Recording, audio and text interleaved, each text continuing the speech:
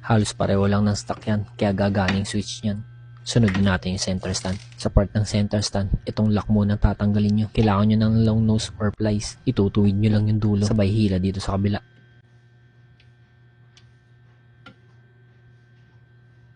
Dito naman sa kabilang side, kailangan nyo tanggalin tong bolts na to. 8mm, yan yung clamp ng brake cable. Pagkatapos ibaba nyo muna sa pagkaka-center stand. Mas malambot kasi yung spring pag nakababa yung center stand nya. Sungkitin nyo lang ulit gamit ang Phillips screw.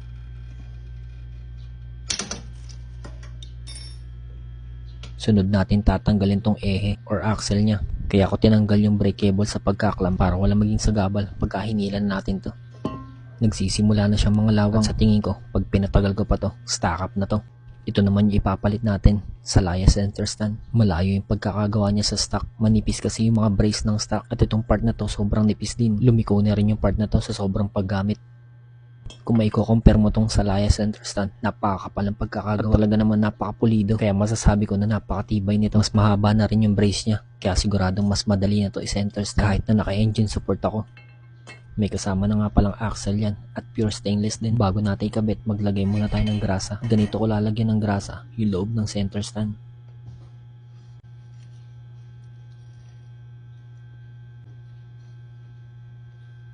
Lagyan mo na rin ng grasa tong part na to.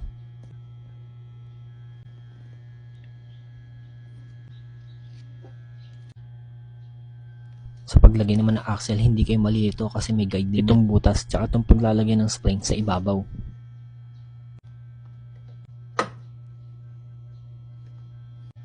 Itong part na to, itatapat nyo dito sa may butas.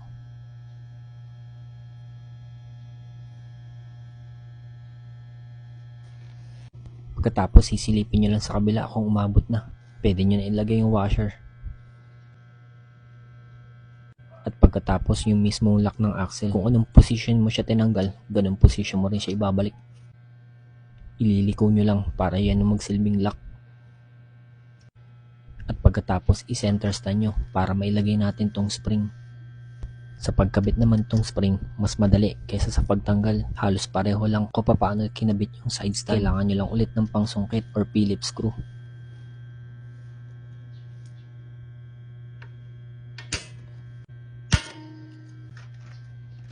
Pagkatapos ibalik lang natin tong bolts na tinanggal natin. Ganito naman ang magiging itsura niya pag naikabit na.